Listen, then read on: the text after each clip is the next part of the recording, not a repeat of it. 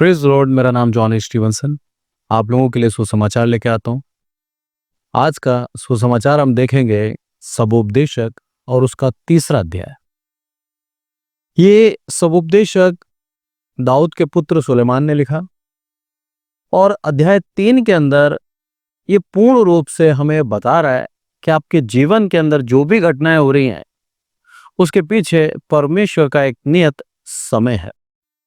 समय के महत्व को बहुत ही उत्तमता से सुलेमान ने समझाया। यहां पर यदि मैं पहली आयत पढ़ूं तो उसके अंदर क्या लिखा है? हर एक बात का एक अवसर और प्रत्येक काम का जो आकाश के नीचे होता है एक समय है। इसी आयत को यदि मैं इंग्लिश में पढ़ूं तो उसके अंदर और भी अच्छे से इसको लिखा है, everything on earth has it own time and its own season. यानी कि पृथ्वी के ऊपर जो कुछ हो रहा है उसका एक नियत समय और नियत ऋतु है। और ये सच्चाई है, शुरू से लेके अभी तक जो परमेश्वर ने बना दिया वही नियम के अनुसार पृथ्वी और पूरा सौर मंडल कार्य कर रहा है। एक मनुष्य ही है जो उसके नियम के खिलाफ जाकर अपनी इच्छा पूर्ण करता है। बाकी पूरी प्रकृति परमेश्वर की इच्छा के अनुसार जब उसको बनाया गया था तब से लेकर आज तक वैसा ही आज्ञा पालन कर रही। यही कारण है प्रकृति आज तक बनी हुई है। परमेश्वर की दया है कि परमेश्वर ने हमें चुना, परमेश्वर ने हमसे प्रेम किया, इसलिए पूरी प्रकृति हमें दे दी।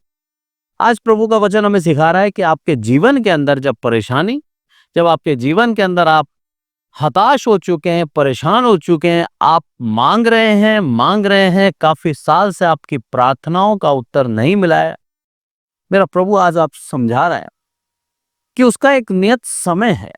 उस समय का इंतजार करें। मेरे प्रभु ने आपको उद्धार दिया है, मेरे प्रभु ने आपके ऊपर अनुग्रह किया है। मेरे प्रभु चाहता है उस समय के अनुसार हम उसके पीछे चलते हैं। यहां पर जब हम दूसरी आयत देखते हैं तो उसके अंदर लिखा है, जन्म का समय, मरण का भी समय, बोने का समय, बोए हुए को उखाड़ने का भी समय है। ये चीज बताती है कि हर एक चीज इस पृथ्वी के ऊपर जो परमेश्वर ने लिख दी है उसके अनुसार वो एक नियत समय पर ही होगी। जन्म का समय और मृत्यु का समय के अगर विषय में अगर आपको बताऊं मैं, तो प्रभु यीशु मसीह के जन्म से आप सीखें। प्रभु यीशु मसीह का जन्म एक नियत तिथि, एक नियत समय पर होना तय था।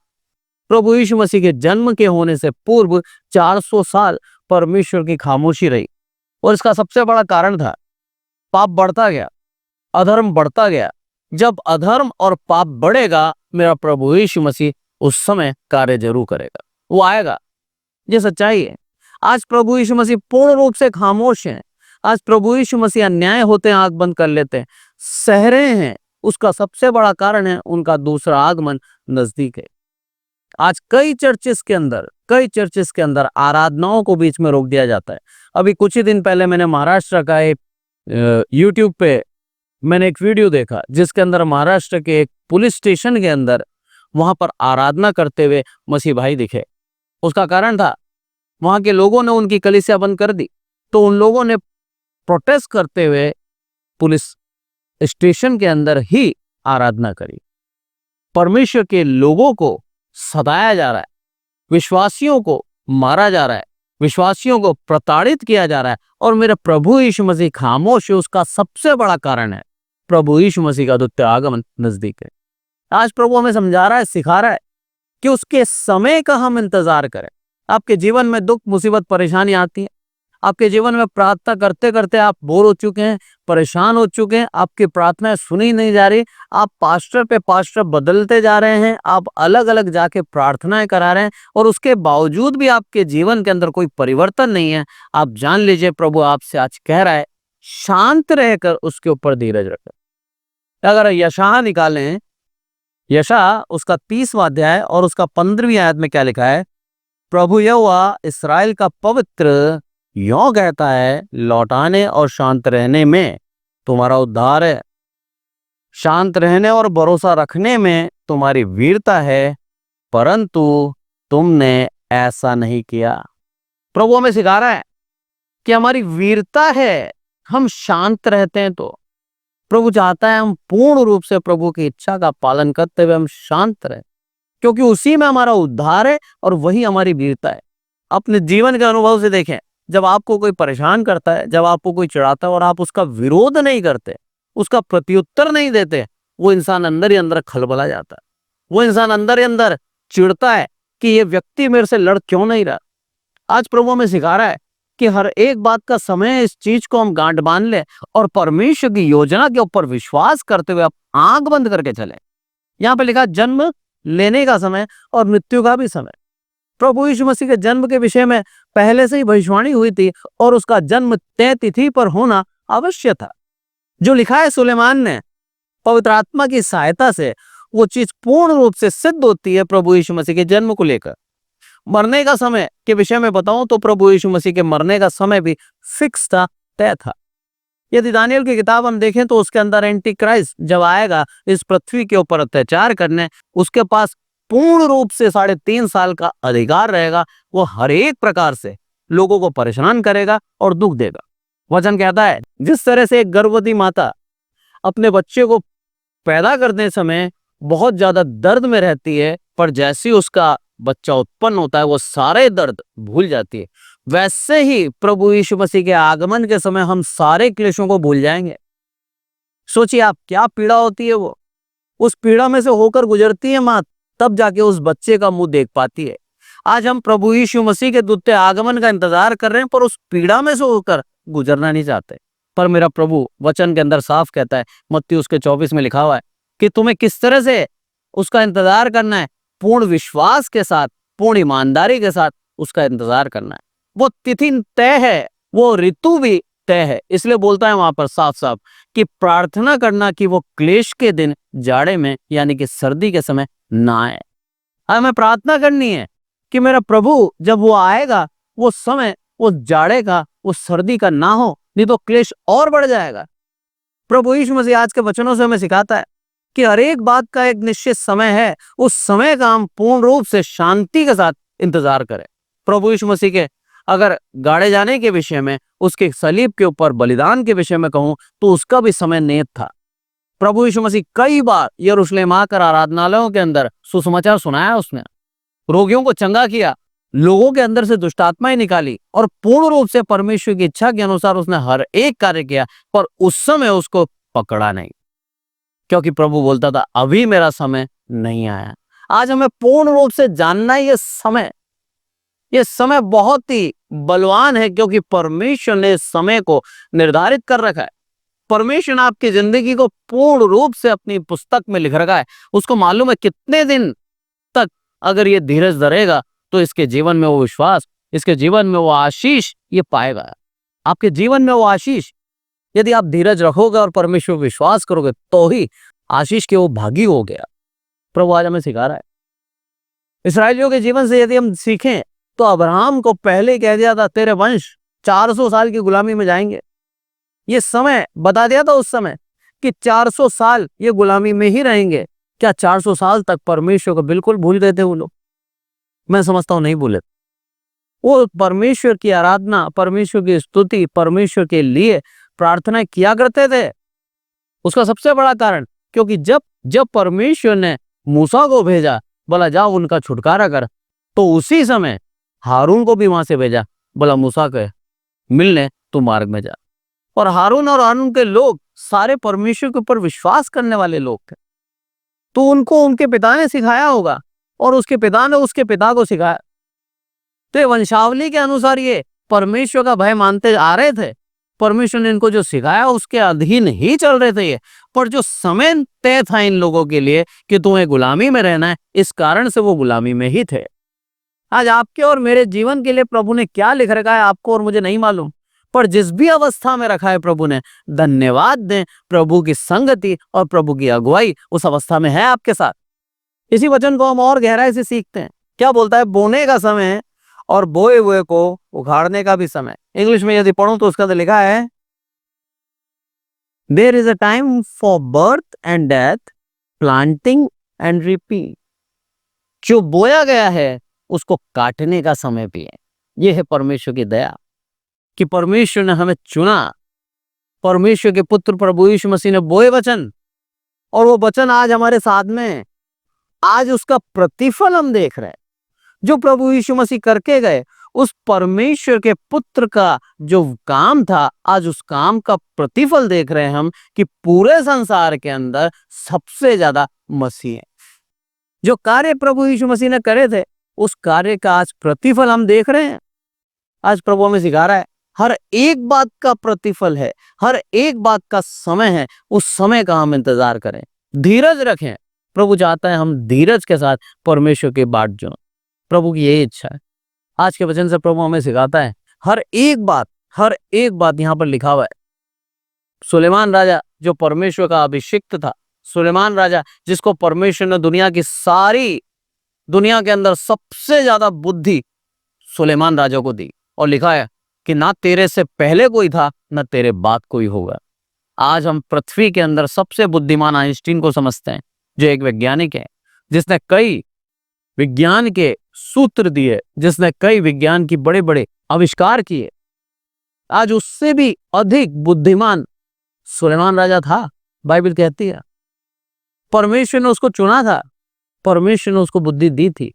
वही परमेश्वर का दास क्या लिखता है यहाँ पर कि 12वीं आयत यदि मैं पढ़ूं तो उसके अंदर लिखा है, मैंने जान लिया कि मनुष्यों के लिए आनंद करने और जीवन भर भलाई करने के सिवाय और कुछ भी करना अच्छा नहीं। आमीन। सुलेमान ने जान लिया कि मनुष्य के लिए सबसे उत्तम यही है कि वो आनंद करे और अपने जीवन को जिए, मतलब सिर्फ भलाई करे, और इससे अच्छा उत्तम कुछ नहीं है। यदि 12वीं आयत को मैं इंग्लिश में पढ़ूं, उसके अंदर बहुत अच्छा लिखा है, I know the best thing we can do is to always enjoy life. सबसे अधिक और सबसे उत्तम बात यह है कि जो मनुष्य जीवन हमें दिया गया है, उसका हम आनंद लें। आज सारी चिंताओं को त्याग दें, क्योंकि उसका वचन कहता है अपनी सारी चिंताओं को परमेश्वर के सामने धन्यवाद के साथ निवेदन करते हुए प्रार्थना में रखें। आज जितनी भी चिंताएं हैं हमारी, वो सारी चिंताओं को प्रभु के सामने, वो निवेदन को हम धन्यवाद के सामने उसके सामने रख दें। और परमेश्वर के ने जो कहा है आनंदित रहो, मैं फिर कहता हूं आनंदित रहो, उस चीज को सीखते हुए हम आनंदित रहें। जीवन के अंदर सब कुछ आएगा। जीवन जीना एक संघर्ष है। यदि आपको लगता है आपका जीवन बहुत ही कठिन है, तो आप जान लीजिए आपसे भी बुरी अवस्था में बहुत से लोग जी रहे हैं। यदि आप पैसे के पीछे भाग रहे हैं, तो उन लोगों से पूछो जिनके पास पैसा बहुतायत से है, पर उनके पास जीवन के अंदर खुशी और आनंद नहीं है, उनके जीवन में आशीष नहीं है। यदि आप पूर्ण रूप से आशीषित हैं, आपका घर संपन्न है, परमेश्वर ने आपको हर एक प्रकार का दान दिया है, और आपके पास पैसा नहीं है, तो पैसा पाने के लिए भागे ना। परमेश्वर आज के वचनों के द्वारा हमें सिखाता है कि हम परमेश्वर की इच्छा के अनुसार पूर्ण रूप से उसके समय का इंतजार करें। मूसा बोलता है अपने वचन के अंदर, हे प्रभु मुझे अपनी गति सिखा और तू मेरी अगुवाई कर, क्योंकि तूने कहा है कि तेरा अनुग्रह मुझ पर है, और यदि तेरा अनुग्रह मुझ पर है तो मुझे बता कि तेरा अनुग्रह मुझ पर है, मेरे संग संग चलकर। आज यही प्रार्थना करें हम लोग, हर एक विश्वासी ये प्रार्थना करें कि हे प्रभु तेरा अनुग्रह मुझ पर है, तूने मुझे आशीष के लिए चुना, तूने मुझे पूर्ण रूप से सिर्फ और सिर्फ भलाई के लिए ही चुना है, तो सबसे बड़ी आशीष और सबसे बड़ा अनुग्रह ये होगा कि तू मेरी अगुवाई कर। आज प्रभु की अगुवाई में होकर चलें और उसके समय का इंतजार करें, क्योंकि उसका समय हमारे लिए नियत है। वो जैसे ही उस समय में आएंगे, हमें सारी आशीषें, सारा सुख मिल जाएगा। पर उससे पहले हम कितना ही प्रार्थना क्यों ना कर लें, कितनी ही दुआएं क्यों ना दे लें, आपके जीवन के अंदर वो पल नहीं आएगा। 400 साल दुआएं दी है, 400 साल मिस्र देश की गुलामी के अंदर जो परेशानी में जी रहे थे, उन्होंने 400 साल परमेश्वर की दुआएं की, पर परमेश्वर ने पहले ही अब्राहम को बोल दिया था, वचन लिखता है साफ साफ कि तेरा वंश 400 साल की गुलामी में जाएगा। वो उनके लिए अच्छा था, क्योंकि जब वो उन गुलामी में रहे वो लोग, तो वो मिस्र के प्रोटेक्शन में रहे, वो भागे नहीं। वो चीज सीखने की है। परमेश्वर को एक बड़ा देश बनाना था। यदि पूर्ण रूप से इस्राएल को अलग किया जाता, इसराइल स्वतंत्र होता, इसराइल जैसे ही बढ़ता जाता, जैसे लूत और अब्राहम अलग अलग हो गए थे, वैसे ही उसका पूरे के पूरे 12 जो बच्चे थे, 12 जो गोत्र बने थे, वो सब अलग अलग हो जाते, भाग जाते।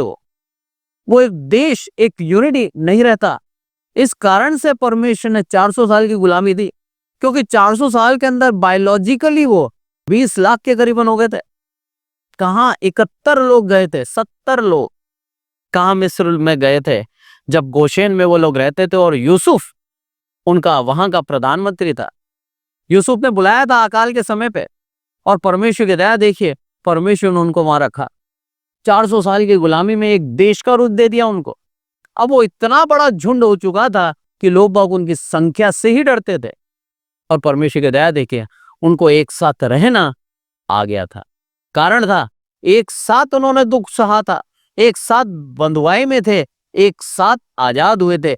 उनके बीच में एक संबंध बन गया था कि हम सब एक साथ परमेश्वर की स्तुति, परमेश्वर की आराधना हम करेंगे, क्योंकि परमेश्वर ने हम सबको देश दिया और परमेश्वर ने उनको वो कनान देश दिया, एक साथ दिया।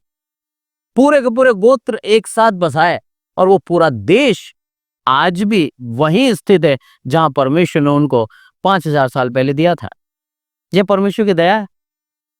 परमेश्वर हमें चाहता है, प्यार करता है, इसीलिए हमारे जीवन के अंदर वो दुख देता है, क्योंकि वो हमारे लिए भलाई के लिए वो दुख देता है। वो जानता है अगर इनको वो दुख नहीं दिया तो ये छोड़ के भाग जाएंगे मुझे।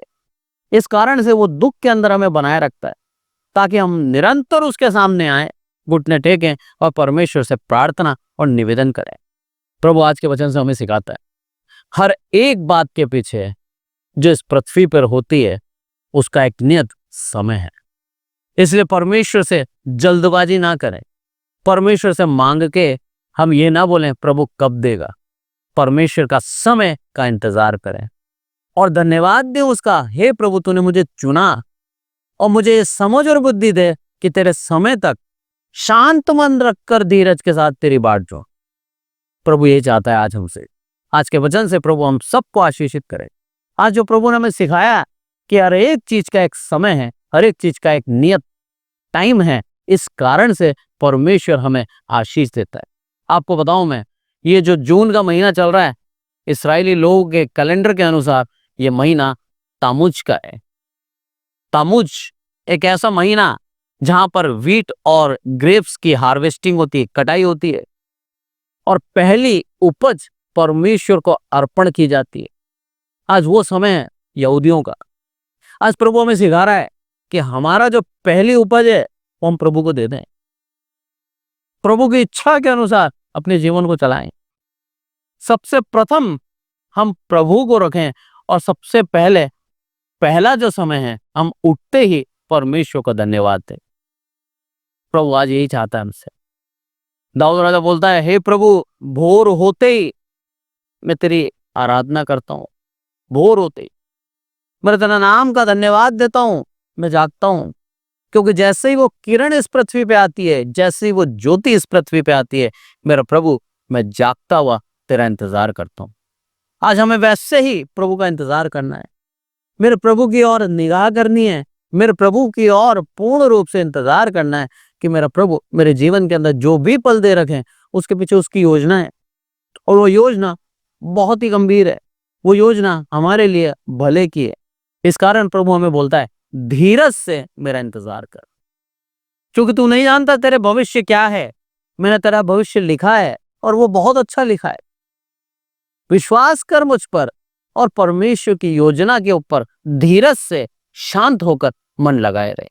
परमेश्वर आज के वचनों के द्वारा हमें आशीषित करे। हम में से हर एक विश्वासी धीरज के साथ शांत मन से उसका इंतजार करें, उसके उस समय का इंतजार करें जब आपके लिए उसने बेहतर और वो सब कुछ अच्छा लिखा है।